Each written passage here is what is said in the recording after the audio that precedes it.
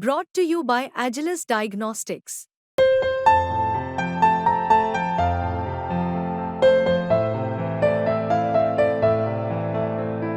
Agilus Diagnostics.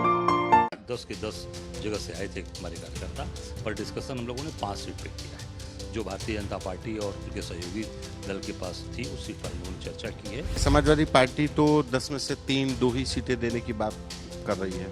देखिए, ऐसा है, वो अभी हमारी कोई बात नहीं हुई है और जहाँ तक मेरी जानकारी, इसीलिए हम लोगों ने आज मीटिंग बुलाई थी। अब इसके बाद हम लोग वार्ता करेंगे।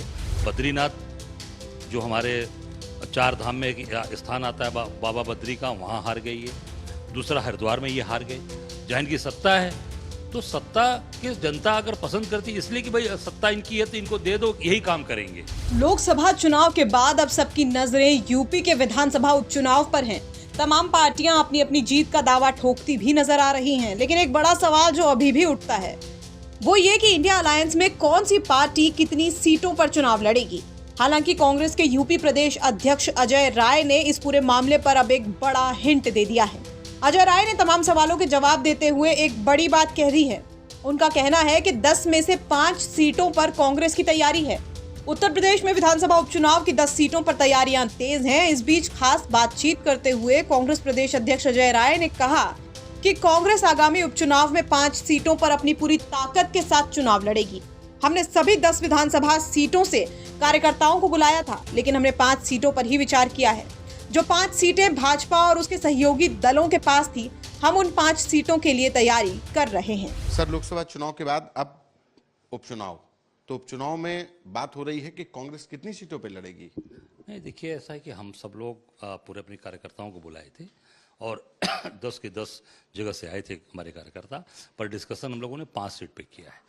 जो भारतीय जनता पार्टी और उनके सहयोगी दल के पास थी उस सीट पर हम लोगों ने चर्चा की है और 5 सीट पर जो समाजवादी पार्टी की है उसके लिए भी चर्चा की। पूरी ताकत के साथ समाजवादी पार्टी के साथ लोग खड़े रहेंगे, मदद करेंगे और 5 सीट जो है उस पर हम लोग आगे बात करेंगे। और सभी लोगों ने कहा है कि वो 5 अगर हम लोग लड़ेंगे तो डंके की चोट पर जीतेंगे।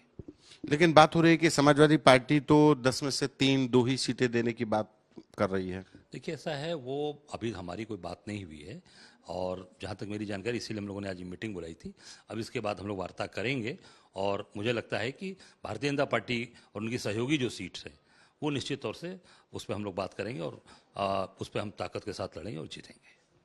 2022 के विधानसभा चुनाव, 2024 के लोकसभा चुनाव में परिस्थितियां बहुत बदली, कांग्रेस में ताकत आई, लेकिन क्या उपचुनाव में कांग्रेस पार्टी उपचुनाव में कुछ कर पाएगी? क्योंकि कहा जाता है कि उपचुनाव सरकार का होता है, सत्ता का होता है।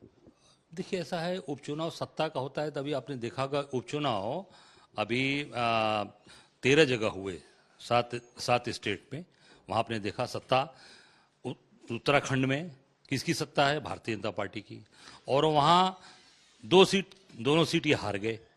बद्रीनाथ जो हमारे 4 धाम में एक स्थान आता है बाबा बद्री का, वहाँ हार गई है। दूसरा हरिद्वार में ये हार गए। जहाँ इनकी सत्ता है, तो सत्ता की जनता अगर पसंद करती, इसलिए कि भाई सत्ता इनकी है तो इनको दे दो, यही काम करेंगे। इसका मतलब आप समझ लीजिए कितना विरोध है कि सत्ता होने के बावजूद भी जनता ने इनके खिलाफ मैंडेट दिया है। तो वही हाल उत्तर प्रदेश में होने जा रहा है। उत्तराखंड उत्तर प्रदेश में दोहराने जा रहा है। ये 10 की 10 हारेंगे और ये गठबंधन 10 की 10 जीतेगा। हालांकि अभी भी ये साफ नहीं है कि समाजवादी पार्टी कितनी सीटें कांग्रेस को देने पर सहमत होगी। आम चुनाव में शानदार प्रदर्शन के बाद इंडिया गठबंधन के हौसले बुलंद हैं। हालांकि अगर कांग्रेस 5 सीटों की मांग करती है तो ये देखना दिलचस्प होगा कि समाजवादी पार्टी का इस पूरे मामले पर क्या रुख रहता है। लखनऊ से संतोष शर्मा की रिपोर्ट, यूपी तक।